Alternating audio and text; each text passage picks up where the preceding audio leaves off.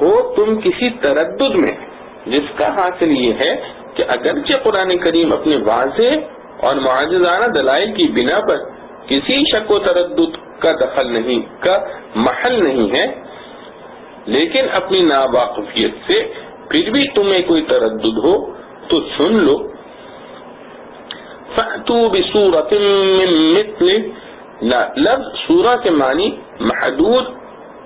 قطعہ کے ہیں، اور سورت قرآن اس خاص حصہ قرآن کو کہا جاتا ہے جو بذریعہ وحی ممتاز اور علیحدہ کر دیا گیا ہو۔ پورے قرآن میں اس طرح 114 صورتیں چھوٹی بڑی ہیں، اور اس جگہ لفظ سورت بغیر الف لام کے لانے سے اس طرف اشارہ پایا گیا کہ چھوٹی سے چھوٹی صورت بھی اس حکم میں شامل ہے۔ معنی یہ ہے کہ اگر تمہیں اس قرآن کے کلام الہی ہونے میں کوئی تردد ہے اور یہ سمجھتے ہو کہ یہ نبی کریم صلی اللہ علیہ وسلم یا کسی دوسرے انسان نے خود بنا لیا ہے، تو اس کا فیصلہ بڑی آسانی سے اس طرح ہو سکتا ہے کہ تم بھی اس قرآن کی کسی چھوٹی سے چھوٹی صورت کی مثال بنا لاؤ۔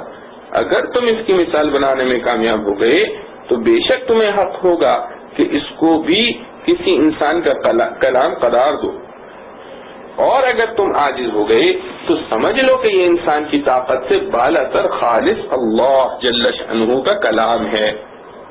یہاں کوئی کہہ سکتا تھا کہ ہمارا عاجز ہونا تو اس کی دلیل نہیں ہو سکتی کہ سبھی انسان عاجز ہے، ہو سکتا ہے کہ کوئی دوسرا آدمی یا جماعت یہ کام کر لے، اس لیے ارشاد فرمایا وَادْعُوا شُهَدَاءَكُم مِّن دُونِ اللَّهِ۔ شہداء شاہد کی جمع ہے جس کے معنی حاضر کے آتے ہیں۔ گواہ کو بھی شاہد اس لیے کہا جاتا ہے کہ اس کا حاضر عدالت ہونا ضروری ہے۔ اس جگہ شہداء سے مراد یا تو عام حاضرین ہے کہ سارے جہاں میں جس سے تم اس کام میں مدد لینا چاہو لے سکتے ہو، اور یا اس سے مراد ان کے بت ہیں جن کے بارے میں ان کا یہ خیال تھا کہ قیامت کے روز یہ ہمارے لیے گواہی دیں گے۔ دوسری آیت میں ان کو ڈرایا گیا کہ اگر تم یہ کام نہ کر سکو تو پھر جہنم کی ایسی سخت آگ سے بچنے کا سامان کرو جس کے انگارے آدمی اور پتھر ہوں گے، اور وہ تم ہی جیسے انکار کرنے والوں کے لیے تیار کی گئی ہے۔ اور اسی جملے کے بیچ میں جو واقعہ ہونے والا تھا اس کی خبر بھی دے دی، وَلَن تَفْعَلُوا، یعنی خواہ تم کتنا ہی انفرادی اور اجتماعی زور لگاؤ، تمہاری مجال نہیں کہ اس کی مثال بنا سکو۔ اس پر غور کیا جائے کہ جو قوم اسلام اور قرآن کی مخالفت اور اس کو گرانے مٹانے کے لیے اپنی جان، مال، آبرو، اولاد سب کچھ قربان کرنے کے لیے تلی ہوئی تھی، اس کو یہ آسان موقع دیا جاتا ہے کہ قرآن کی چھوٹی سی چھوٹی صورت کی مثال بنا لاؤ تو تم اپنے مطلب میں کامیاب ہو سکتے ہو، اور یہ کہہ کر ان کی غیرت کو جوش میں لایا جاتا ہے کہ تم ہرگز یہ کام نہ کر سکو گے، مگر پوری قوم میں کوئی بھی اس کام کے لیے آگے نہ بڑھا۔ اس سے بڑھ کر کون سا اعتراف اپنے عجز کا اور قرآن کریم کے کلام اللہ ہونے کا ہو سکتا ہے؟ اس سے معلوم ہوا کہ قرآن کریم نبی کریم صلی اللہ علیہ وسلم کا ایسا کھلا ہوا معجزہ ہے جس نے تمام سرکشوں کی گردنیں جھکا دی۔ قرآن ایک زندہ اور قیامت تک باقی رہنے والا معجزہ ہے۔ تمام انبیاء علیہ السلام کے معجزات صرف ان کی حیات تک کے لیے معجزہ ہوتے، لیکن قرآن کا معجزہ بعد وفات رسول کریم صلی اللہ علیہ وسلم بھی اسی طرح معجزے کی حیثیت میں باقی ہے۔ آج بھی ایک ادنا مسلمان ساری دنیا کے اہل علم و دانش کو للکار کر دعویٰ کر سکتا ہے کہ اس کی مثال نہ کوئی پہلے لا سکا نہ آج لا سکتا ہے، اور جس کو ہمت ہو پیش کر کے دکھلائے۔ شیخ جلال الدین سیوطی رحمت اللہ علیہ مفسر جلالین نے اپنی کتاب خصائص کبریٰ میں رسول اللہ صلی اللہ علیہ وسلم کے 2 معجزوں کے متعلق بحوالہ حدیث لکھا ہے کہ قیامت تک باقی ہیں۔ ایک قرآن کا معجزہ، دوسرے یہ کہ رسول کریم صلی اللہ علیہ وسلم سے حضرت ابو سعید خدری رضی اللہ عنہ نے دریافت کیا کہ یا رسول اللہ صلی اللہ علیہ وسلم، ایام حج میں تینوں جمرات پر لاکھوں آدمی 3 روز تک مسلسل کنکریاں پھینکتے ہیں، پھر کوئی ان کنکریوں کے ڈھیر کو یہاں سے اٹھاتا بھی نظر نہیں آتا، اور ایک مرتبہ پھینکی ہوئی کنکر کو دوبارہ استعمال کرنا بھی ممنوع ہے۔ اس لیے ہر حاجی اپنے لیے مزدلفہ سے کنکریاں لے کر آتا ہے۔ اس کا مقتضا تو یہ تھا کہ جمرات کے گرد ایک ہی سال میں ٹیرا لگ جاتا، جس میں جمرات چھپ جاتے اور چند سال میں تو پہاڑ ہو جاتا۔ حضرت صلی اللہ علیہ وسلم نے ارشاد فرمایا کہ ہاں، مگر اللہ تعالی نے اپنے فرشتوں کو مقرر کر رکھا ہے کہ جس شخص کا حج قبول ہو اس کی کنکریاں اٹھا لی جائیں۔ تو اب اس جگہ صرف ان کم نصیبوں کی کنکریاں باقی رہ جاتی ہیں جن کا حج قبول نہیں ہوا، اس لیے اس جگہ پڑی ہوئی کنکریاں بہت کم نظر آتی ہیں، اور اگر ایسا نہ ہوتا تو یہاں پہاڑ کھڑا ہو گیا ہوتا۔ یہ روایت سنن بیہقی میں موجود ہے۔ یہ ایک ایسی حدیث ہے جس کے ذریعے رسول کریم صلی اللہ علیہ وسلم کی سچائی کی تصدیق ہر سال اور ہر زمانے میں ہو سکتی ہے، کیونکہ یہ حقیقت ہے کہ حج میں لاکھوں آدمی ہر سال جمع ہوتے ہیں اور ہر شخص ہر جمرے پہ ہر روز 7 کنکریاں پھینکتا ہے، اور بعض جاہل تو بڑے بڑے پتھر پھینکتے ہیں، اور یہ بھی یقینی طور پر معلوم ہے کہ ان کنکریوں کو یہاں سے اٹھانے اور صاف کرنے کا حکومت یا کوئی جماعت بھی روزانہ انتظام نہیں کرتی، نہ اٹھائی جاتی ہیں، اور جیسا قدیم سے دستور چلا آتا ہے کہ اس جگہ سے کنکریاں اٹھائی ہی نہیں جاتی، تو اگلے سال اس کا دگنا اور تیسرے سال تگنا ہو جائے گا۔ پھر کیا شبہ ہے کہ چند سال میں یہ حصہ زمین مع جمرات کے ان کنکریوں میں چھپ جائے گا اور بجائے جمرات کے ایک پہاڑ نظر آئے، مگر مشاہدہ اس کے خلاف ہے، اور یہ مشاہدہ ہر زمانے میں رسول کریم صلی اللہ علیہ وسلم کی تصدیق اور آپ صلی اللہ علیہ وسلم پر ایمان لانے کے لیے کافی ہے۔ سنا ہے کہ اب یہاں سے کنکریاں اٹھانے کا کچھ انتظام ہونے لگا ہے، مگر 1300 برس تک کا عمل بھی اس مضمون کی تصدیق کے لیے کافی ہے۔ اسی طرح معجزہ قرآن ایک زندہ اور ہمیشہ باقی رہنے والا معجزہ ہے، جیسے یہاں حضرت صلی اللہ علیہ وسلم کے عہد مبارک میں اس کی نظیر یا مثال پیش نہیں کی جا سکی، آج بھی نہیں کی جا سکتی۔ اعجاز قرآنی کی تشریح۔ اس علمانی بیان کے بعد آپ کو یہ معلوم کرنا ہے کہ قرآن کریم کو کس بنا پر حضرت صلی اللہ علیہ وسلم کا معجزہ قرار دیا گیا، اور اس کا اعجاز کن کن وجوہ سے ہے، اور کیوں ساری دنیا اس کی مثال پیش کرنے سے عاجز ہو گئی۔ دوسرے یہ کہ مسلمانوں کا یہ دعویٰ کہ 1400 برس کے عرصے میں قرآن کی زبردست تحدی چیلنج کے باوجود کوئی اس کی یا اس کے ٹکڑے کی مثال پیش نہیں کر سکا، یہ تاریخی حیثیت سے کیا وزن رکھتا ہے۔ یہ دونوں باتیں طویل الذکر اور تفصیل کی طالب ہیں۔ وجوہ اعجاز قرآنی۔ پہلی بات کو قرآن کا معجزہ کیوں کہا گیا؟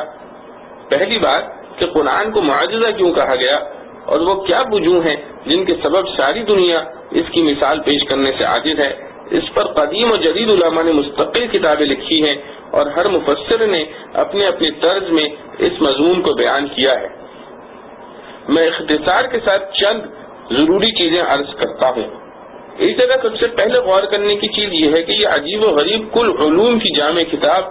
کس جگہ، کس ماحول اور کس پر نازل ہوئی، اور کیا وہاں کچھ ایسے علمی سامان موجود تھے جن کے ذریعے دائرۂ اسباب میں ایسی جامع بے نظیر کتاب تیار ہو سکے جو علوم اولین و آخرین کی جامع اور انسان کی انفرادی اور اجتماعی زندگی کے ہر پہلو کے متعلق بہترین ہدایت پیش کر سکے، جس میں انسان کی جسمانی اور روحانی تربیت کا مکمل نظام ہو، اور تدبیر منزل سے لے کر سیاست ملک تک ہر نظام کے بہترین اصول ہو۔ جس سرزمین اور جس ذات پر یہ کتاب مقدس نازل ہوئی، اس کی جغرافیائی کیفیت اور تاریخی حالت معلوم کرنے کے لیے آپ کو ایک ریگستانی خشک اور گرم علاقے سے سابقہ پڑے گا جس کو بطحائے مکہ کہتے ہیں، اور جو نہ زرعی ملک ہے نہ صنعتی۔ نہ اس ملک کی آب و ہوا ہی کچھ ایسی خوشگوار ہے جس کے لیے باہر کے آدمی وہاں پہنچنے کی رغبت کرے، نہ راستے ہی کچھ ہموار ہیں جن سے وہاں تک پہنچنا آسان ہو۔ اکثر دنیا سے کٹا ہوا ایک جزیرہ نما ہے جہاں خشک پہاڑوں اور گرم ریت کے سوا کچھ نظر نہیں آتا، اور دور تک نہ کہیں بستی نظر آتی ہے، نہ کوئی کھیت، نہ درخت۔ اس پورے خطہ ملک میں کچھ بڑے شہر بھی نہیں، چھوٹے چھوٹے گاؤں، اور ان میں اونٹ بکریاں پال کر اپنی زندگی گزارنے والے انسان بستے ہیں۔ اس کے چھوٹے دیہات کا تو دیکھنا کیا،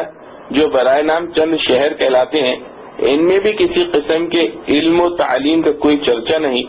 نہ وہاں کوئی اسکول اور کالج ہے اور نہ کوئی بڑی یونیورسٹی یا دارالعلوم۔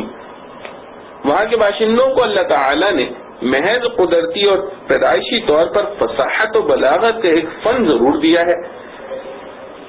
جس میں وہ ساری دنیا سے فائق اور ممتاز ہے۔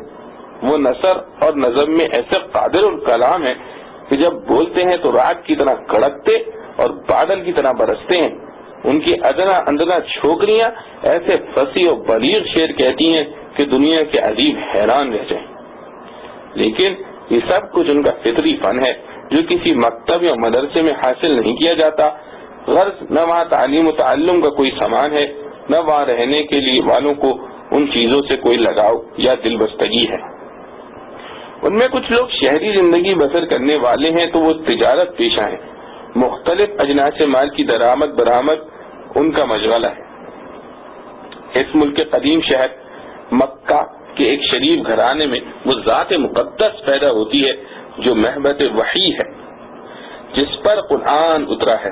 اب اس ذات مقدس کا حال سنیے۔ ولادت سے پہلے ہی والد ماجد کا سایہ سر سے اٹھ گیا، پیدا ہونے سے پہلے یتیم ہو گئے، ابھی 7 سال کی بھی عمر نہ تھی کہ والدہ کی بھی وفات ہو گئی، آغوش مادر کا گہوارہ بھی نصیب نہ رہا۔ شریف آباء و اجداد کی فیاضی اور بے مثل سخاوت نے اپنے گھر میں کوئی اختہ نہ چھوڑا تھا جس سے یتیم کی پرورش اور آئندہ زندگی کا سامان ہو سکے۔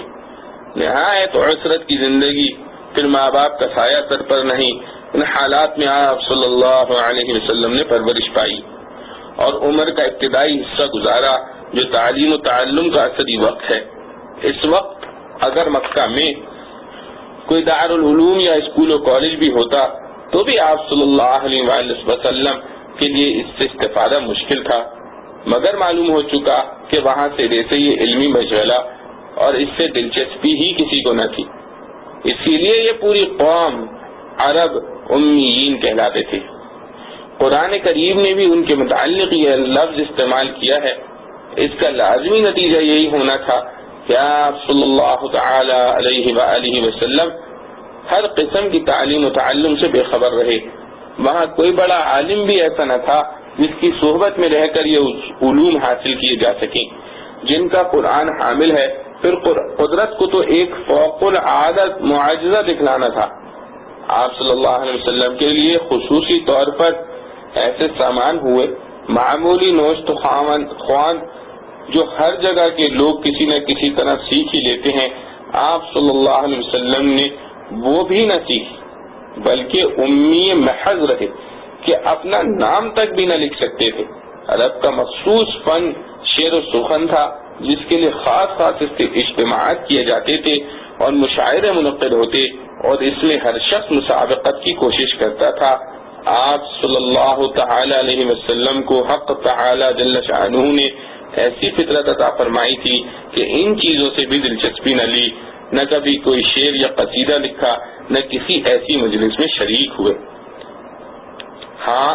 امی محض ہونے کے ساتھ بچپن سے ہی آپ صلی اللہ علیہ وسلم کی شرافت نفس، اخلاق فاضلہ، فہم و فراست کے غیر معمولی آثار، دیانت و امانت کے اعلیٰ ترین شاہکار آپ صلی اللہ علیہ وسلم کی ذات مقدس میں ہر وقت مشاہدہ کیے جاتے تھے، جس کا نتیجہ یہ تھا کہ عرب کے بڑے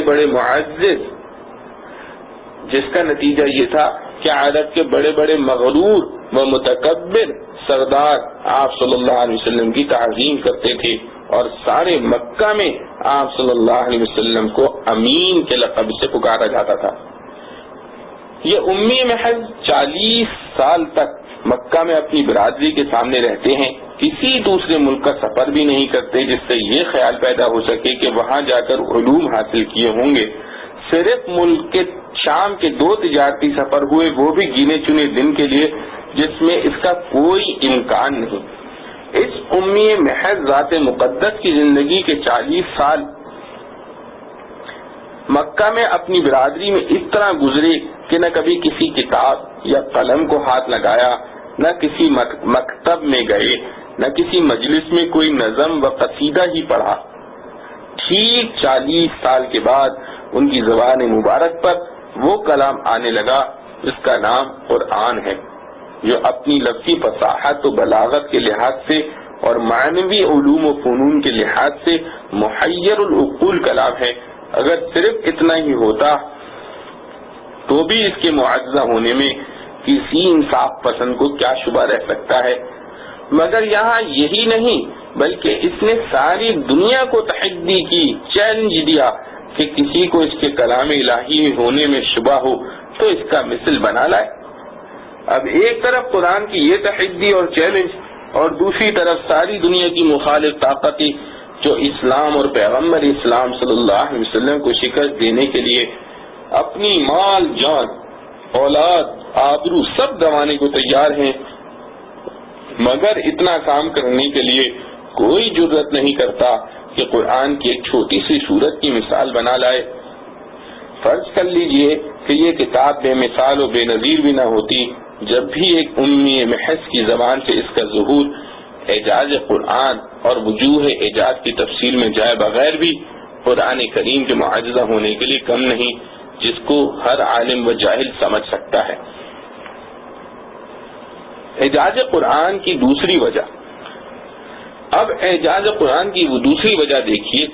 یہ آپ کو معلوم ہے کہ قرآن اور اس کے احکام ساری دنیا کے لیے آئے، لیکن اس کے بلا واسطہ اور پہلے مخاطب عرب تھے، جن کو اور کوئی علم و فن آتا تھا یا نہیں، مگر فصاحت و بلاغت ان کا فطری ہنر اور پیدائشی وصف تھا، جس میں وہ اقوام دنیا سے ممتاز سمجھے جاتے تھے۔ قرآن ان کو مخاطب کر کے چیلنج کرتا ہے کہ اگر تمہیں میرے کلام الہی ہونے میں کوئی شبہ ہے تو تم میری ایک صورت کی مثال بنا کر دکھلا دو۔ اگر قرآن کی یہ تحدی چیلنج صرف اپنے حسن معنوی یا یعنی حکیمانہ اصول اور علمی معارف و اسرار ہی کی حد تک ہوتی تو قوم امیین کے لیے اس کی نظیر پیش کرنے سے عذر معقول ہوتا، لیکن قرآن نے صرف حسن معنوی ہی کے متعلق تحدی نہیں کی، بلکہ لفظی فصاحت و بلاغت کے اعتبار سے بھی پوری دنیا کو چیلنج دیا ہے۔ اس چیلنج کو قبول کرنے کے لیے اقوام عالم میں سب سے زیادہ مستحق عرب ہی تھے۔ اگر فی الوقت یہ کلام قدرت بشر سے باہر کسی مافوق قدرت کا کلام نہیں تھا تو بلغائے عرب کے لیے کیا مشکل تھا کہ ایک امی شخص کے کلام کی مثال بلکہ اس سے بہتر کلام فوراً پیش کر دیتے، اور ایک دو آدمی یہ کام نہ کر سکتے تو قرآن نے ان کو یہ سہولت بھی دی تھی کہ ساری قوم مل کر بنا لائے۔ مگر قرآن کے اس بلند بانگ دعوے اور پھر طرح طرح سے غیرت دلانے پر بھی عرب کی غیور قوم پوری کی پوری خاموش ہے، چند سترے بھی مقابلے پر نہیں پیش کر سکتی۔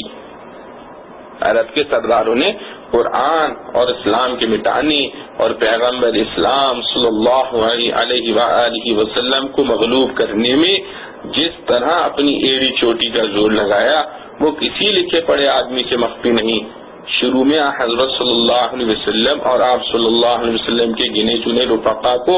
طرح طرح کی ایذائیں دے کر چاہا کہ وہ کلمہ اسلام کو چھوڑ دیں، مگر جب دیکھا کہ یہاں وہ نشہ نہیں جسے ترشی اتار دے تو خوش آمد کا پہلو اختیار کیا۔ عرب کا سردار عتبہ ابن ربیعہ قوم کا نمائندہ بن کر آپ صلی اللہ علیہ وسلم کے پاس حاضر ہوا اور عرب کی پوری دولت و حکومت اور بہترین حسن و جمال کی لڑکیوں کی پیشکش اس کام کے لیے کی کہ آپ صلی اللہ علیہ وسلم اسلام کی تبلیغ چھوڑ دیں۔ آپ صلی اللہ علیہ وسلم نے اس کے جواب میں قرآن کی چند آیتیں سنا دینے پر اکتفا فرمایا۔ جب یہ تدبیر بھی کارگر نہ ہوئی تو جنگ و مقابلے کے لیے تیار ہو کر قبل از ہجرت اور بعد از ہجرت جو قریش عرب نے حضرت صلی اللہ علیہ وسلم اور مسلمانوں کے مقابلے میں سر دھڑ کی بازی لگائی، جان، مال، اولاد، آبرو سب کچھ اس مقابلے میں خرچ کرنے کے لیے تیار ہوئے۔ یہ سب کچھ کیا مگر یہ کسی نے سے نہ ہو سکا کہ قرآن کے چیلنج کو قبول کرتا اور چند سترے مقابلے پر پیش کر دیتا۔ کیا ان حالات میں سارے عرب کا اس کے مقابلے سے سکوت اور عجز اس کی کھلی ہوئی شہادت نہیں کہ یہ انسان کا کلام نہیں بلکہ اللہ تعالی کا کلام ہے، جس کے کام یا کلام کی نظیر انسان کیا ساری مخلوق کی قدرت سے باہر ہے۔ پھر صرف اتنا ہی نہیں کہ عرب نے اس کے مقابلے سے سکوت کیا، بلکہ اپنی خاص مجلسوں میں سب نے اس کے بے مثل ہونے کا اعتراف کیا، اور جو ان میں سے منصف مزاج تھے انہوں نے اس اعتراف کا اظہار بھی کیا۔ پھر ان میں سے کچھ لوگ مسلمان ہو گئے اور کچھ اپنی آبائی رسوم کی پابندی یا بنی عبد مناف کی ضد کی وجہ سے اسلام قبول کرنے سے باوجود اعتراف کے محروم رہے۔ قریش عرب کی تاریخ ان واقعات پر شاہد ہے۔ میں اس میں سے چند واقعات اس جگہ بیان کرتا ہوں جس سے اندازہ ہو سکے کہ پورے عرب نے اس کلام کے بے مثل بے نظیر ہونے کو تسلیم کیا اور اس کی مثال پیش کرنے کو اپنی رسوائی کے خیال سے چھوڑ دیا۔ جب رسول اللہ صلی اللہ تعالی علیہ وسلم اور قرآن کا چرچا مکہ سے باہر حجاز کے دوسرے مقامات میں ہونے لگا اور حج کا موسم آیا تو قریش مکہ کو اس کی فکر ہوئی کہ اب اطراف عرب سے حجاج آئیں گے اور رسول کریم صلی اللہ علیہ وسلم کا یہ کلام سنیں گے تو فریفتہ ہو جائیں گے، اور غالب خیال یہ ہے کہ مسلمان ہو جائیں گے۔ اس کے انسداد کی تدبیر سوچنے کے لیے قریش نے ایک اجلاس منعقد کیا۔ اس اجلاس میں عرب کے بڑے بڑے سردار موجود تھے، ان میں ولید بن مغیرہ عمر میں سب سے بڑے اور عقل میں ممتاز سمجھے جاتے تھے۔ سب نے ولید بن مغیرہ کو یہ مشکل پیش کی کہ اب اطراف ملک سے لوگ آئیں گے اور ہم سے محمد مصطفیٰ صلی اللہ علیہ وسلم کے متعلق پوچھیں گے تو ہم کیا کہیں؟ ہمیں آپ کوئی ایسی بات بتلائیے کہ ہم سب وہی بات کہہ لیں، ایسا نہ ہو کہ خود ہمارے بیانات میں اختلاف ہو جائے۔ ولید بن مغیرہ نے کہا تم ہی کہو کیا کہنا چاہیے۔ لوگوں نے کہا کہ ہمارے خیال میں ہم سب یہ کہیں کہ محمد صلی اللہ علیہ وسلم معاذ اللہ مجنون ہے، ان کا کلام مجنونانہ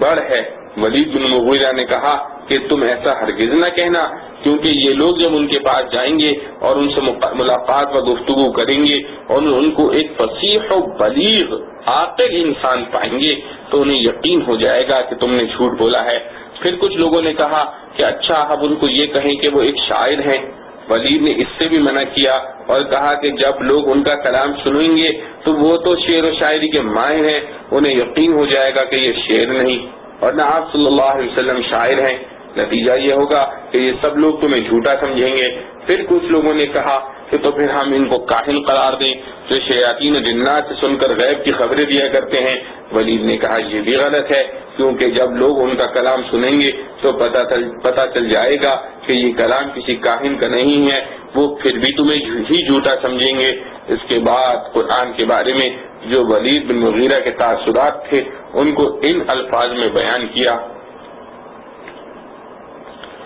خدا کی قسم تم میں کوئی آدمی شعر و شاعری اور اشعار عرب سے میرے برابر واقف نہیں۔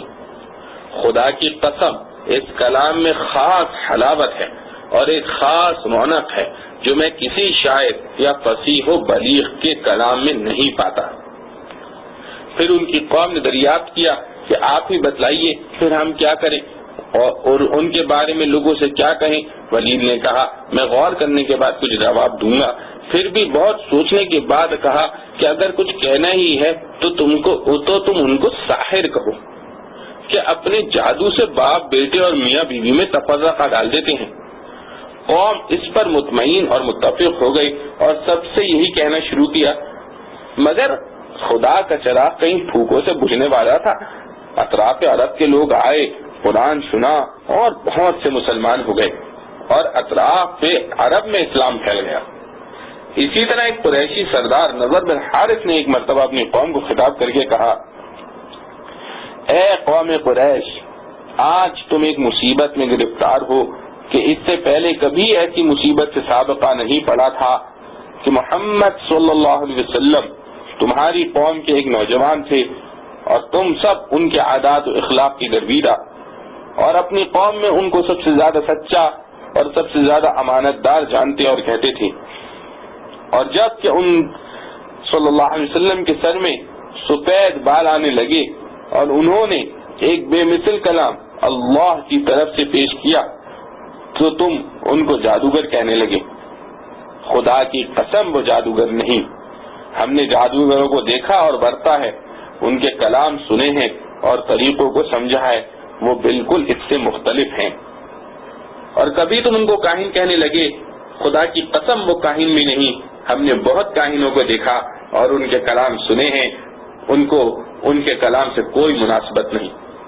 اور کبھی تم ان کو شاعر کہنے لگے، خدا کی قسم وہ شاعر بھی نہیں، ہم نے خود شعر شاعری کے تمام فنون کو سیکھا سمجھا ہے، اور بڑے بڑے شعراء کے کلام ہمیں یاد ہیں، ان کے کلام سے اس کو کوئی مناسبت نہیں۔ پھر کبھی تم ان کو مجنون بتاتے ہو، خدا کی قسم وہ مجنون بھی نہیں، ہم نے بہت سے مجنونوں کو دیکھا بالا، ان کی بکواس سنی ہے، ان کے مختلف کلام سنے ہیں، یہاں یہ کچھ نہیں۔ اے میری قوم، تم انصاف کے ساتھ ان کے معاملے میں غور کرو، یہ سرسری ٹلا دینے کی چیز نہیں۔ حضرت ابو ذر صحابی رضی اللہ عنہ فرماتے ہیں کہ میرا بھائی انیس ایک مرتبہ مکہ معظمہ گیا، اس نے واپس آ کر مجھے بتلایا کہ مکہ میں ایک شخص ہے جو یہ کہتا ہے کہ وہ اللہ کا رسول ہے۔ میں نے پوچھا کہ وہاں کے لوگ اس کے بارے میں کیا رائے رکھتے ہیں؟ بھائی نے کہا کہ کوئی ان کو شاعر کہتا ہے، کوئی کاہن بتلاتا ہے، کوئی جادوگر کہتا ہے۔ میرا بھائی انیس خود بڑا شاعر اور کہانت وغیرہ سے واقف آدمی تھا، اس نے مجھ سے کہا کہ جہاں تک میں نے غور کیا لوگوں کی یہ سب باتیں غلط ہیں، ان کا کلام نہ شعر ہے، نہ کہانت ہے، نہ مجنونانہ کلمات سے ہیں، بلکہ مجھے وہ کلام صادق نظر آتا ہے۔ ابو ذر رضی اللہ عنہ فرماتے ہیں کہ بھائی سے یہ کلمات سن کر میں نے مکہ کا سفر کیا اور مسجد حرام میں آ کر پڑ گیا۔ 30 روز میں نے اس طرح گزارے کہ سوائے زمزم کے پانی کے میرے پیٹ میں کچھ نہیں گیا۔ اس تمام عرصے میں نہ مجھے بھوک کی تکلیف معلوم ہوئی، نہ کوئی ذوق محسوس کیا۔ واپس گئے تو لوگوں سے کہا کہ میں نے روم اور فارس کے فصحاء و بلغاء کے کلام بہت سنے ہیں، اور کاہنوں کے کلمات اور حمیر کے مقالات بہت سنے ہیں۔ محمد صلی اللہ تعالی علیہ وسلم کے کلام کی مثال میں نے آج تک کہیں نہیں سنی۔ تم سب میری بات مانو اور آپ صلی اللہ علیہ وسلم کا اتباع کرو۔ چنانچہ فتح مکہ کے سال میں ان کی پوری قوم کے تقریباً 1000 آدمی مکہ پہنچ کر مسلمان ہو گئے۔ اسلام اور حضرت صلی اللہ علیہ وسلم کے سب سے بڑے دشمن ابو جہل اور اخنس بن شریق وغیرہ بھی لوگوں سے چھپ کر قرآن سنا کرتے اور اس کے عجیب و غریب بے مثل و بے نظیر اثرات سے متاثر ہوتے تھے، مگر جب قوم کے کچھ لوگوں نے ان کو کہا کہ جب تم اس کلام کو ایسا بے نظیر پاتے ہو تو اس کو قبول کیوں نہیں کرتے، تو ابو جہل کا جواب یہ تھا کہ تمہیں معلوم ہے کہ بنی عبد مناف میں اور ہمارے قبیلے میں ہمیشہ سے رقابت اور معاصرانہ مقابلہ چلتا رہتا ہے، وہ جس کام میں آگے بڑھنا چاہتے ہیں ہم بھی اس کا جواب دیتے ہیں۔ اب جبکہ ہم اور وہ دونوں برابر حیثیت کے مالک ہیں تو اب وہ یہ کہنے لگے کہ ہم میں ایک نبی پیدا ہوا ہے جس پر آسمان سے وحی آتی ہے، اب ہم اس میں کیسے ان کا مقابلہ کریں؟ میں تو کبھی اس کا اقرار نہ کروں گا۔ خلاصہ کلام یہ ہے کہ قرآن کے اس دعوے اور چیلنج پر صرف یہ نہیں کہ پورے عرب نے ہار مان لیا اور سکوت کیا، بلکہ اس کے بے مثل و بے نظیر ہونے اور اپنے عجز کا کھلے طور پر اعتراف بھی کیا ہے۔ اگر یہ کسی انسان کا کلام ہوتا تو اس کی کوئی وجہ نہیں تھی کہ سارا عرب بلکہ پوری ساری دنیا اس کا مثل لانے سے عاجز ہو جاتی۔ قرآن اور پیغمبر قرآن کے مقابلے میں جان و مال، اولاد و آبرو سب کچھ قربان کرنے کے لیے تو وہ تیار ہو گئے، مگر اس کے لیے کوئی آگے نہ بڑھا کہ قرآن کے چیلنج کو قبول کر کے 2 سترے اس کے مقابلے میں پیش کر دیتا۔ اس کی وجہ یہ تھی کہ وہ لوگ اپنے جاہلانہ اعمال و افعال کے باوجود منصف مزاج تھے، جھوٹ کے پاس نہ جاتے تھے۔ جب انہوں نے قرآن کو سن کر یہ سمجھ لیا کہ جب تک حقیقت اس کلام کی مثل ہم نہیں لا سکتے تو محض دھاندلی اور کٹ حجتی کے طور پر کوئی کلام پیش کرنا اپنے لیے آر سمجھا، کیونکہ وہ یہ بھی جانتے تھے کہ ہم نے کوئی چیز پیش بھی کر دی تو پورے عرب کے فصحاء و بلاغا اس امتحانی مقابلے میں ہمیں فیل کر دیں گے اور خواہ مخواہ رسوائی ہوگی۔ اسی لیے پوری قوم نے سکوت اختیار کیا، اور جو زیادہ منصف مزاج تھے انہوں نے صاف طور پر اقرار و تسلیم بھی کیا، جس کے کچھ وقائع پہلے بیان ہو چکے ہیں۔ اسی سلسلے کا ایک واقعہ یہ ہے کہ عرب کے سردار اسعد بن زرارہ نے حضرت صلی اللہ علیہ وسلم کے چچا حضرت عباس رضی اللہ عنہ کے سامنے اقرار کیا کہ ہم نے خواہ مخواہ محمد صلی اللہ علیہ وسلم کی مخالفت کر کے اپنے رشتے ناطے توڑے اور تعلقات خراب کیے. میں یقین کے ساتھ کہتا ہوں کہ وہ بلا شبہ اللہ کے رسول ہیں، ہرگز جھوٹے نہیں، اور جو کلام وہ لائے ہیں بشر کا کلام نہیں ہو سکتا. قبیلہ بنی سلیم کا ایک شخص مسمى قیس بن نصیبہ رسول اللہ صلی اللہ علیہ وسلم کی خدمت میں حاضر ہوا. آپ صلی اللہ علیہ وسلم سے قرآن سنا اور چند سوالات کیے جن کا جواب حضرت صلی اللہ علیہ وسلم نے عطا فرمایا تو یہ اسی وقت مسلمان ہو گئے، اور پھر اپنی قوم میں واپس گئے تو لوگوں سے کہا میں نے روم و فارس کے فصحاء و بلغاء کے کلام سنے ہیں، بہت سے کاہنوں کے کلمات سننے کا تجربہ ہوا ہے، حمیر کے مقالات سنتا رہا ہوں، مگر محمد صلی اللہ علیہ وسلم کے کلام کی مثل میں نے آج تک کہیں نہیں سنا. تم سب میری بات مانو اور ان کا اتباع کرو. انہی کی تحریر و تلقین پر ان کی قوم کے 1000 آدمی فتح مکہ کے موقع پر حضرت صلی اللہ علیہ وسلم کی خدمت میں حاضر ہو کر مشرف اسلام ہوئے. یہ اقرار و تسلیم صرف ایسے ہی لوگوں سے منقول نہیں جو آپ صلی اللہ علیہ وسلم کے معاملات سے یکسو اور غیر جانبدار تھے، بلکہ وہ لوگ جو ہر وقت ہر طرح رسول اللہ صلی اللہ علیہ وسلم کی مخالفت میں لگے ہوئے تھے. قرآن کے متعلق ان کا بھی یہی حال تھا، مگر اپنی ضد اور حسد کی وجہ سے اس کا اظہار لوگوں پر نہ کرتے تھے. علامہ سیوطی رحمۃ اللہ علیہ نے خصائص کبریٰ میں بحوالہ بیضحی نقل کیا ہے کہ ایک مرتبہ ابو جہل اور ابو سفیان اور اخنس بن شریح رات کو اپنے اپنے گھروں سے اس لیے نکلے کہ چھپ کر رسول اللہ صلی اللہ علیہ وسلم سے قرآن سنے. ان میں سے ہر ایک علیحدہ علیحدہ نکلا،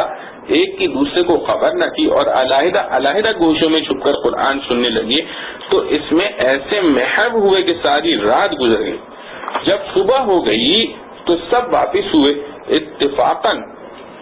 راستے میں مل گئے اور ہر ایک نے دوسرے کا قصہ سنا. تو سب آپس میں ایک دوسرے کو ملامت کرنے لگے کہ تم نے یہ بری حرکت کی، اور کسی نے یہ بھی کہا کہ آئندہ کوئی ایسا نہ کرے کیونکہ عرب کے عوام کو اس کی خبر ہو گئی تو وہ سب مسلمان ہو جائیں گے. یہ کہہ سن کر سب اپنے اپنے گھر چلے گئے. اگلی رات آئی تو پھر ان میں سے ہر ایک کے دل میں یہی ٹیس اٹھی کہ قرآن سنے، اور پھر اسی طرح چھپ چھپ کر ہر ایک نے قرآن سنا، یہاں تک کہ رات گزر گئی. اور صبح ہوتے ہی یہ لوگ واپس ہوئے تو پھر آپس میں ایک دوسرے کو ملامت کرنے لگے، اور اس کے ترک پر سب نے اتفاق کیا. مگر تیسری رات آئی تو پھر قرآن کی لذت و حلاوت نے انہیں چلنے اور سننے پر مجبور کر دیا. پھر پہنچے اور رات بھر قرآن سن کر لوٹنے لگے تو پھر راستے میں اجتماع ہو گیا. تو اب سب نے کہا کہ آؤ آپس میں معاہدہ کر لیں کہ آئندہ ہم ہرگز ایسا نہ کریں گے. چنانچہ اس معاہدے کی تکمیل کی گئی اور سب اپنے اپنے گھروں کو چلے گئے. صبح کو اخنس بن شریح نے اپنی لاٹھی اٹھا لی اور پہلے ابو سفیان کے پاس پہنچا کہ بتلاؤ اس کلام کے بارے میں تمہاری کیا رائے ہے. اس نے دبے دبے لفظوں میں قرآن کی حقانیت کا اعتراف کیا تو اخنس نے کہا بخدا میری بھی یہی رائے ہے. اس کے بعد وہ ابو جہل کے پاس پہنچا اور اس سے بھی یہی سوال کیا تم نے محمد صلی اللہ علیہ وسلم کے کلام کو کیسا پایا. ابو جہل نے کہا کہ صاف بات یہ ہے کہ ہمارے خاندان اور بنو عبد مناف کے خاندان میں ہمیشہ سے چشمک چلی آتی ہے. قوم کی سیادت و قیادت میں وہ جس محاذ پر آگے بڑھنا چاہتے ہیں ہم ان کا مقابلہ کرتے ہیں. انہوں نے سخاوت و بخشش کے ذریعے قوم پر اپنا اثر جمانا چاہا تو ہم نے ان سے بڑھ کر یہ کام کر دکھایا. انہوں نے لوگوں کی ذمہ داریاں اپنے سر لے لی تو ہم اس میدان میں بھی ان سے پیچھے نہیں رہے، یہاں تک کہ پورا عرب جانتا ہے کہ ہم دونوں خاندان برابر حیثیت کے مالک ہیں.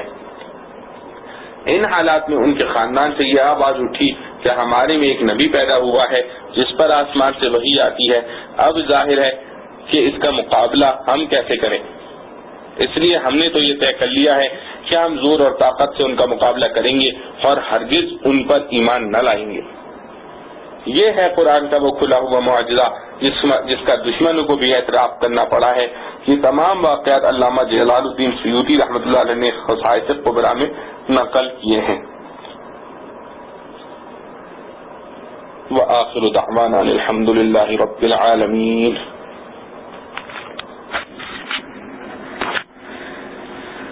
تیسری وجہ اعجاز قرآنی کی یہ ہے کہ اس میں غیب کی اور آئندہ پیش آنے والے واقعات کی بہت سی خبریں ہیں جو قرآن نے دی، اور ہو بہو اسی طرح واقعات پیش آئے جس طرح قرآن نے خبر دی تھی۔ مثلا قرآن نے خبر دی کہ روم و فارس کے مقابلے میں ابتداء اہل فارس غالب آئیں گے اور رومی مغلوب ہوں گے، لیکن ساتھ ہی یہ خبر دی کہ 10 سال گزرنے نہ پائیں گے کہ پھر رومی اہل فارس پر غالب آ جائیں گے۔ مکہ کے سرداروں نے قرآن کی اس خبر پر حضرت صدیق اکبر رضی اللہ عنہ سے ہار جیت کی شرط کر لی، اور پھر ٹھیک قرآن کی خبر کے مطابق رومی غالب آ گئے تو سب کو اپنی ہار ماننا پڑی، اور ہارنے والے پر جو مال دینے کی شرط کی تھی وہ مال ان کو دینا پڑا۔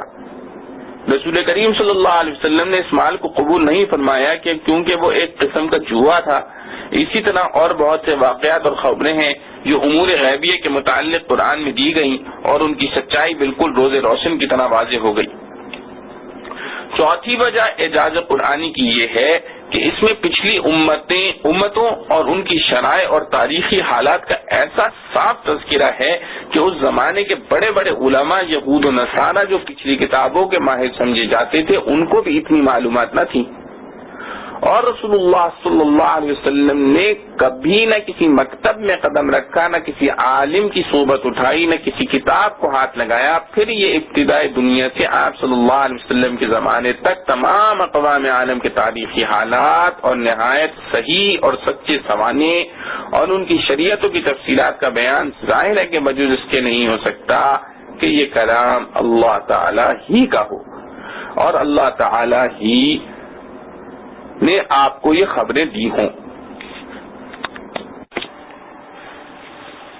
پانچویں وجہ یہ ہے کہ اس کی متعدد آیات میں لوگوں کے دل کی چھپی ہوئی باتوں کی اطلاع دی گئی، اور پھر ان کے اقرار سے ثابت ہو گیا کہ وہ بات صحیح اور سچی تھی۔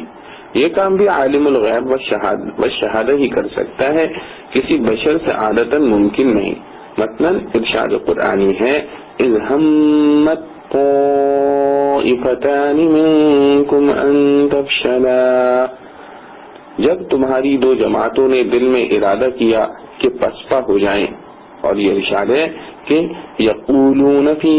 انفسہم لولا یعذبنا اللہ بما نقول، ترجمہ وہ لوگ اپنے دلوں میں کہتے ہیں کہ ہمارے انکار کی وجہ سے اللہ تعالی ہمیں عذاب کیوں نہیں دیتا۔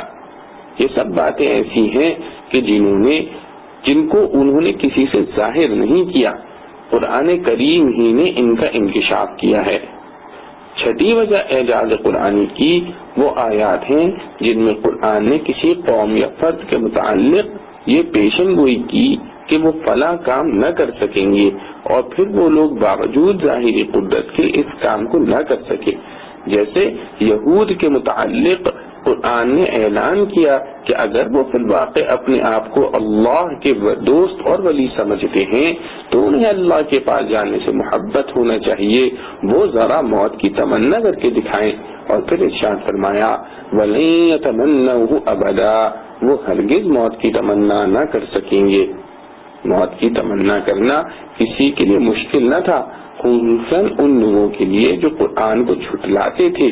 قرآن کے ارشاد کی وجہ سے ان کو تمنا موت میں خوف و ہراس کی کوئی وجہ نہ تھی۔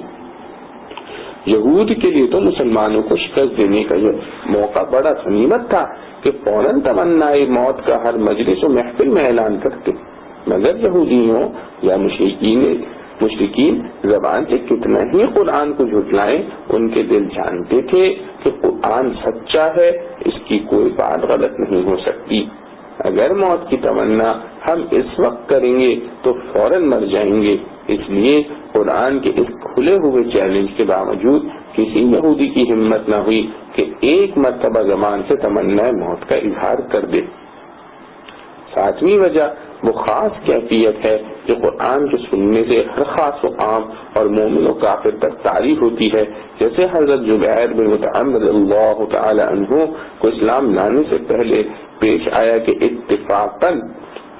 انہوں نے رسول اللہ صلی اللہ تعالی علیہ وآلہ وسلم کو نماز مغرب میں سورۃ طور پڑھتے ہوئے سنا۔ جب آپ صلی اللہ تعالی علیہ وآلہ وسلم آخری آیات پر پہنچے تو جبیر رضی اللہ عنہ کہتے ہیں کہ میرا دل گویا اڑنے لگا، اور یہ سب سے پہلا دن تھا کہ میرے دل میں اسلام نے اثر کیا۔ وہ آیات یہ ہیں: ام خلقوا من غیر شیء ام هم الخالقون ام خلقوا السماوات والارض بل لا يوقنون ام عندهم خزائن ربك ام هم المسيطرون۔ ترجمہ: کیا وہ بن گئے ہیں آپ ہی آپ، یاد ہی ہیں بنانے والے، یا وہی ہیں بنانے والے، یا انہوں نے بنائے ہیں آسمان اور زمین، کوئی نہیں پر یقین نہیں کرتے۔ کیا ان کے پاس ہیں خزانے تیرے رب کے، یا وہی داروغ ہیں؟ کیا وہ بن گئے ہیں آپ ہی آپ، یا وہی ہیں بنانے والے، یا انہوں نے بنائے ہیں آسمان اور زمین، کوئی نہیں پر یقین نہیں رکھتے۔ کیا ان کے پاس ہیں خزانے تیرے رب کے، یا وہی داروغ ہیں؟ آٹھویں وجہ یہ ہے کہ اس کو بار بار پڑھنے اور سننے سے کوئی اکتاتا نہیں، بلکہ جتنا زیادہ پڑھا جاتا ہے اس کا شوق اور بڑھتا ہے۔ دنیا کی کوئی بہتر سے بہتر اور مرغوب کتاب لے لیجئے، اس کو 2-4 مرتبہ پڑھا جائے تو انسان کی طبیعت اکتا جاتی ہے، پھر نہ پڑھنے کو جی چاہتا ہے نہ سننے کو۔ یہ صرف قرآن کا خاصہ ہے کہ جتنا کوئی اس کو زیادہ پڑھتا ہے اتنا ہی اس کو شوق و رغبت بڑھتا جاتا ہے۔ یہ بھی قرآن کے کلام الہی ہونے ہی کا اثر ہے۔ 9ویں وجہ یہ ہے کہ قرآن نے اعلان کیا ہے کہ اس کی حفاظت کا ذمہ خود اللہ تعالی نے لیا ہے، وہ قیامت تک بغیر کسی ادنا تغیر و ترمیم کے باقی رہے گا۔ اللہ تعالی نے اپنی اس وعدے کو اس طرح پورا فرمایا کہ جب سے قرآن نازل ہوا ہے آج 1400 برس کے قریب ہونے کو آئے ہیں، ہر قرن ہر زمانے میں لاکھوں انسان ایسے آ رہے ہیں اور رہیں گے جن کے سینوں میں پورا قرآن اس طرح محفوظ رہا کہ ایک زیر و زبر کی غلطی کا امکان نہیں۔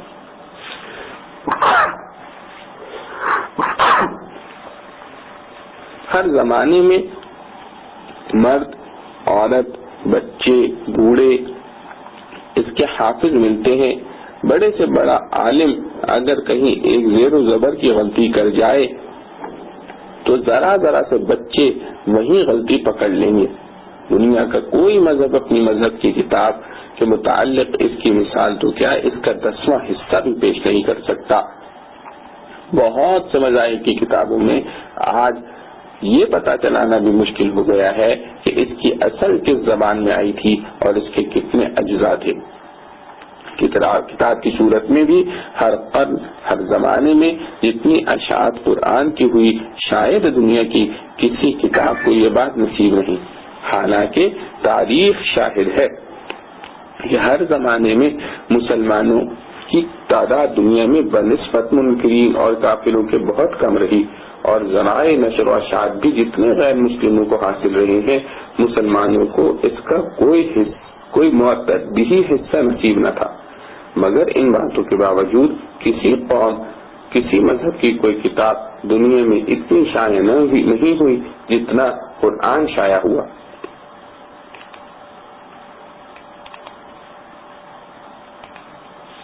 پھر قرآن کی حفاظت کو اللہ تعالی نے صرف کتابوں اور صحیفوں پر موقوف نہیں رکھا جن کے جل جانے اور محو ہو جانے کا امکان ہو، بلکہ اپنے بندوں کے سینوں میں بھی محفوظ کر دیا۔ اگر آج ساری دنیا کے قرآن معاذ اللہ نابود کر دیے جائیں تو اللہ کی یہ کتاب پھر بھی اسی طرح محفوظ رہے گی۔ چند حافظ مل کر بیٹھ جائیں تو چند گھنٹوں میں پھر ساری کی ساری لکھی جا سکتی ہے۔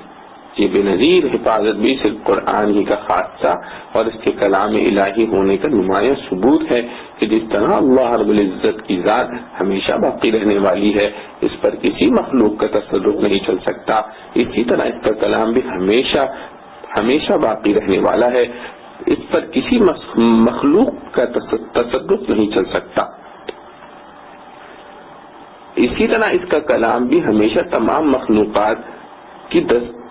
دستبردار اور تصرفات سے بالاتر ہو کر ہمیشہ ہمیشہ باقی رہے گا۔ قرآن کی یہ پیشن گوئی 1400 برس تک مشاہدے میں آ چکی ہے اور تا قیامت انشاءاللہ تعالی آتی رہے گی۔ اس کھلے معجزے کے بعد قرآن کے کلام الہی ہونے میں کیا کسی کو شک و شبے کی گنجائش رہ سکتی ہے؟ 10ویں وجہ وہ علوم و معارف ہیں جن کا احاطہ نہ آج تک کسی کتاب نے کیا ہے نہ آئندہ امکان ہے کہ اتنے مختصر حجم اور محدود کلمات میں اتنے علوم و فنون جمع کیے جا سکیں جو تمام کائنات کی دائمی ضروریات کو حاوی اور انسان کی زندگی کے ہر شعبے اور ہر حال سے متعلق پورا مرتب اور بہترین نظام پیش کر سکے۔ شخصی پھر عاملی زندگی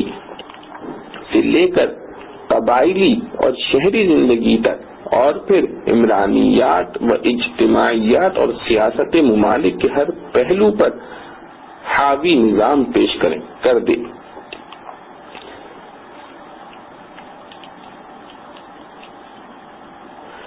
پھر صرف نظری اور علمی طور پر نظام پیش کرنا ہی نہیں، عملی طور پر اس کا رواج پانا اور تمام نظامات دنیا پر غالب آ کر قوموں کے مزاج، اخلاق، اعمال، معاشرت اور تمدن میں وہ انقلاب عظیم پیدا کرنا جس کی نظیر نہ قرون اولا میں مل سکتی ہے نہ قرون ما بعد میں۔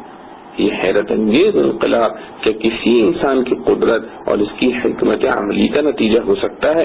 خصوصاً جب کہ وہ انسان بھی امی اور اس کی قوم بھی امی ہو۔ یہی وہ محیر العقول تاثیرات ہیں کہ جن کی وجہ سے قرآن کو کلام الہی ماننے پر ہر وہ شخص مجبور ہے جس کی عقل و بصیرت کو تعصب و عناد نے بالکل ہی برباد نہ کر دیا ہو۔ یہاں تک کہ اس دور مادہ پرستی کے مسیحی مصنفین جنہوں نے کچھ بھی قرآن میں غور و فکر سے کام لیا، اس اقرار پر مجبور ہو گئے کہ یہ ایک بے مثل اور بے نظیر کتاب ہے۔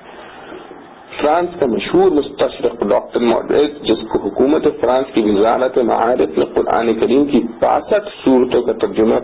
فرانسیسی زبان کرنے پر معمول کیا تھا، اس نے اعتراف کیا ہے،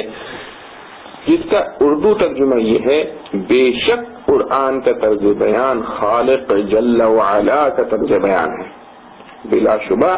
جن حقائق و معارف پر یہ کلام حاوی ہے وہ ایک کلام الہی ہی ہو سکتا ہے، اور واقعہ یہ ہے کہ اس میں شک و شبہ کرنے والے بھی جب اس کی تاثیر عظیم کو دیکھتے ہیں تو تسلیم و اعتراف پر مجبور ہوتے ہیں۔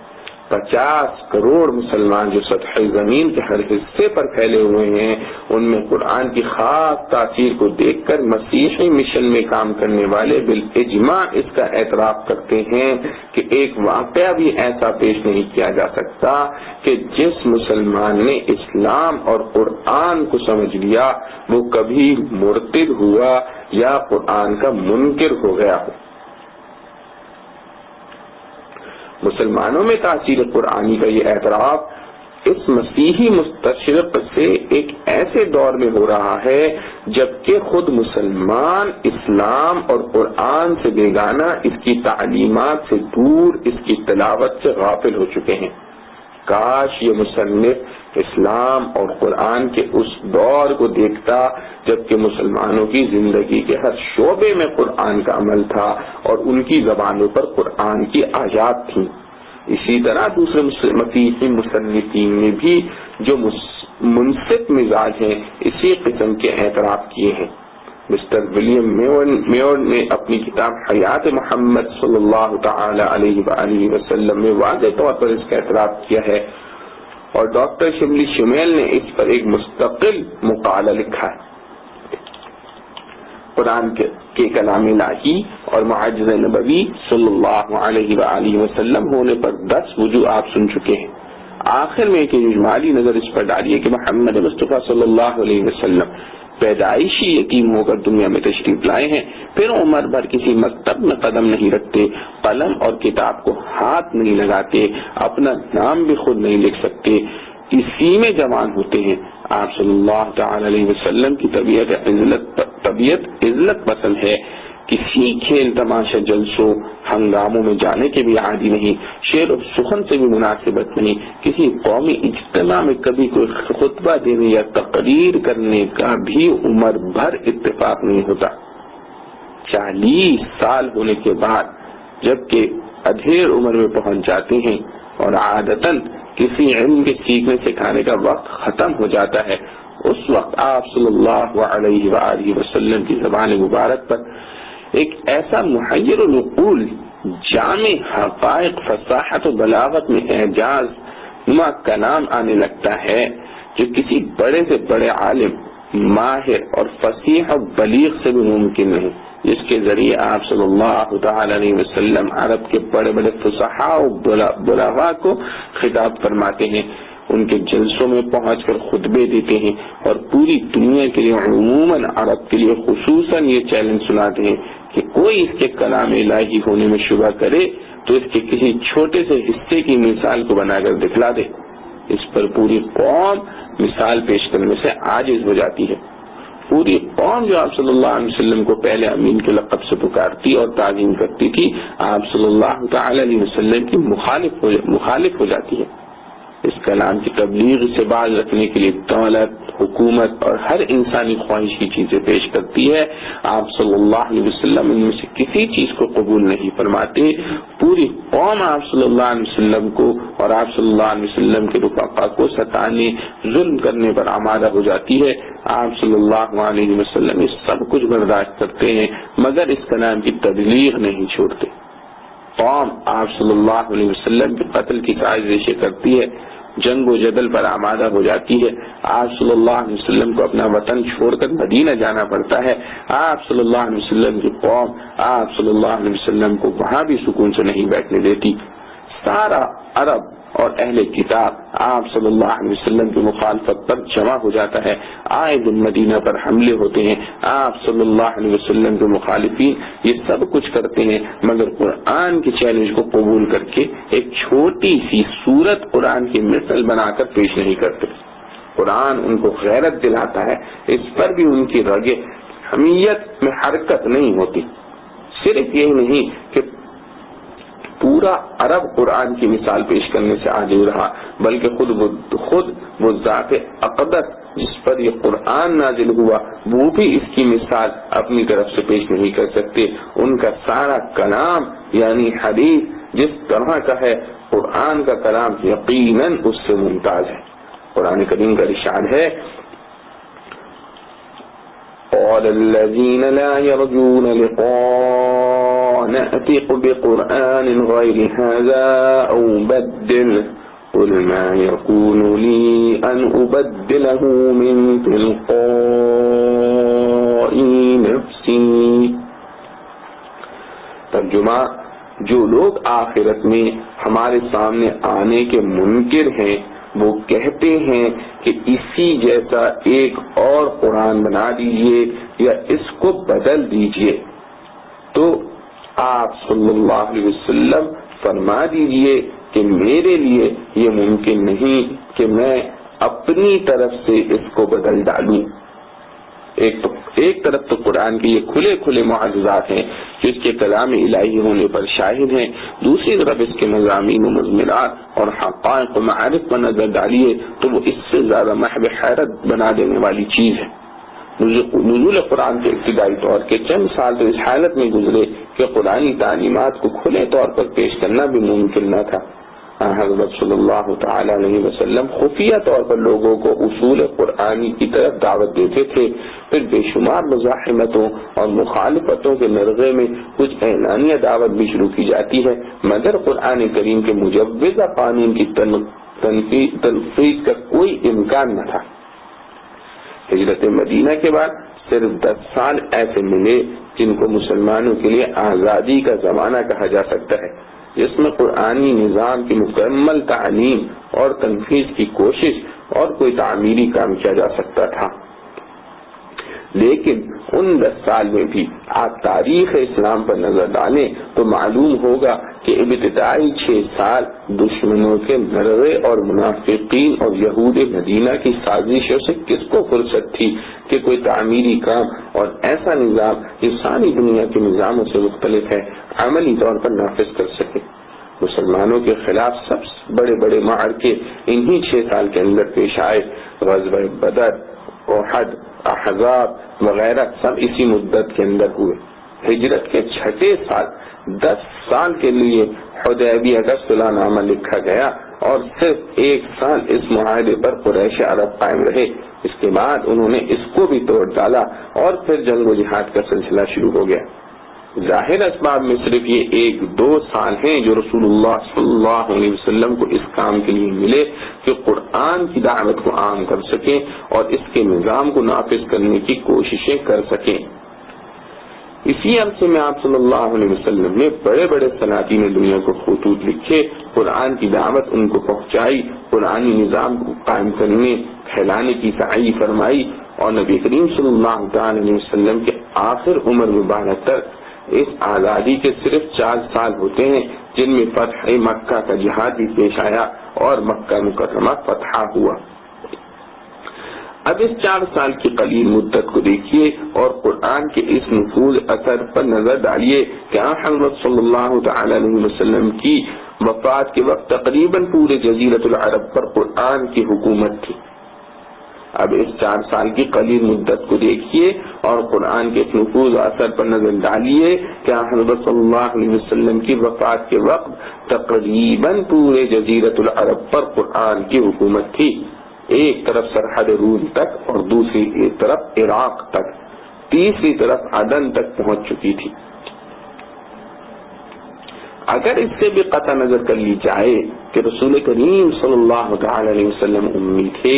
اس کو بھی نظر انداز کیا جائے کہ آپ صلی اللہ علیہ وسلم کی قوم ایک ایسی قوم تھی کہ جس نے کبھی کسی بادشاہ کی اطاعت قبول نہ کی تھی، اس کو بھی بھول جائیے کہ ساری دنیا آپ صلی اللہ علیہ وسلم کے خلاف تھی اور مشرکین عرب یہود و نصارہ سب کے سب مل کر آپ صلی اللہ علیہ وسلم کو اور قرآن کو دنیا سے مٹانے پر تلے ہوئے تھے۔ بالکل سازگار فضا مان لیجئے تو بھی ایک نئے نظام، نئے قانون اور نئے اصول کی پہلے تو تدوین و ترتیب، پھر اس کی تعلیم و تفہیم، پھر اس کی عملی تنفیذ اور اس کے ذریعے ایک پاک باز معاشرہ اور ملک بھر میں امن و سکون پیدا کرنے کے لیے کتنی مدت،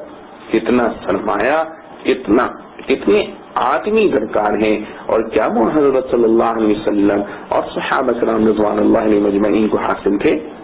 آج کے نظاموں کو سامنے رکھ کر حساب لگائیے تو ایک اندھے کی بھی آنکھیں کھل جائیں گی کہ یہ نفوذ و اثر، یہ روحانی تاثیر بجز خاص قدرت الہیہ کے کسی طرح ظاہر نہیں ہو سکتی۔ اعجاز قرآنی کے پورے وجوہ اور ان کی تفصیلات کا بیان ایک نہایت طویل بحث ہے۔ علماء امت نے اس پر 20 مستقل کتابیں ہر زمانے میں مختلف زبانوں میں تصنیف فرمائی ہیں۔ سب سے پہلے 3 ہجری میں جاحظ نے نظم القرآن کے نام سے مستقل کتاب لکھی، پھر 4 صدی کے اوائل میں ابو عبداللہ واسطی نے بنام اعجاز القرآن ایک کتاب تصنیف کی، پھر اسی صدی میں ابن عیسیٰ ربانی نے ایک مختصر رسالہ بنام اعجاز القرآن لکھا، قاضی ابو بکر بقلانی نے 5ویں صدی کے اوائل میں اعجاز القرآن کے نام سے ایک مفصل و مبسوط کتاب لکھی، علامہ جلال الدین سیوطی رحمہ اللہ علیہ نے اتقان اور خصائص کبریٰ میں، امام رازی علیہ الرحمہ نے تفسیر کبیر میں، قاضی عیاض علیہ الرحمہ نے شفا میں بڑی شرح و بسط کے ساتھ اس مضمون کی تفصیل لکھی۔ آخری دور میں مصطفیٰ صادق رافعی مرحوم نے اعجاز القرآن کے نام سے اور جناب رشید رضا مصری نے الوحی المحمدی کے نام سے مستقل جامع اور مبسوط کتابیں لکھی۔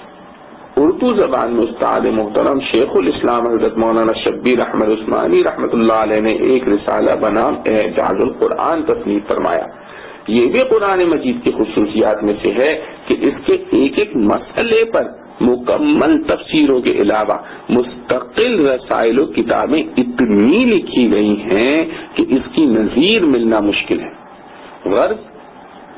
عرض کرنا یہ ہے کہ یہ مضمون اپنی پوری تفصیل کے ساتھ تو اس جگہ بیان نہیں ہو سکتا، لیکن جتنا بیان ہو چکا ہے وہ بھی ایک منصف مزاج انسان کو اس پر مجبور کر دینے کے لیے کافی ہے